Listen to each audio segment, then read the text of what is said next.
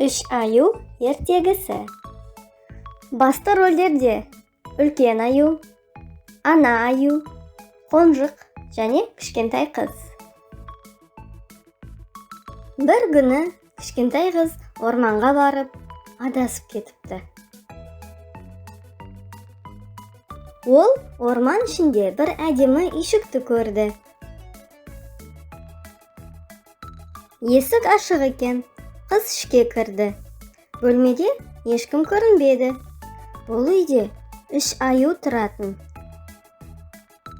Ең үлкені әкесі үлкен аю.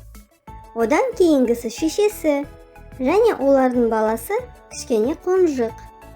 Үшеуі ол кезде орман аралап серуендеп кеткен. Үй ішінде үлкен ағаш үстелде үш табақ ботқа тұрды.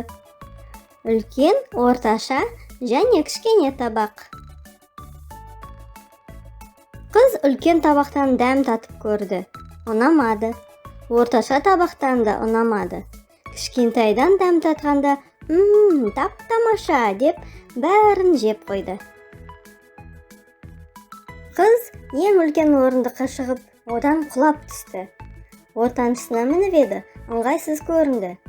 Көңілінен шыққаны тек үшінші орындық болды, бірақ қыз оны сындырып алды.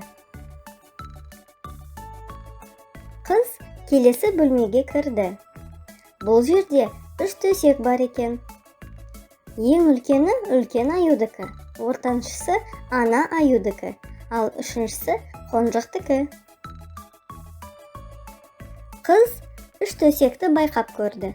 Ыңғайлы болғаны үшінші төсек. Қатты шаршаған қыз осы қонжықтың орнына жатып, тәтті ұйқыға батты.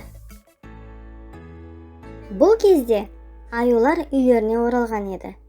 Ішке кірген олар алдымен тамақтанбақшы болды. Үлкен аю: «Менің орындығымды кім қозғалтты?» деді зор даусымен. Ана аю болса: «Ал менің орындығыма кім отырған?» деді налып. «Менің орындығымды біреу сындырып тастапты», деді қонжық жыламсырап. Аюлар ішкі бөлмеге кірді. «Менің төсегіме жатқан кім?» деп үлкен аю ақырды. «Ал менің төсегіме жатқан кім?» деді ана аю басын шайқап. «Ой, менің төсегімде біреу жатыр», деді қонжық таң қалып. У-шудан оянып кеткен қыз жанында тұрған үш аюды көрді. Қатты қорыққан ол ашық терезеден жерге секіріп түсті де алды-артына қарамай қаша жөнелді. Қызды ұстай алмаған үлкен аю, ана аю және қонжық үшеуі артта қалды. Осымен ертегі бітті.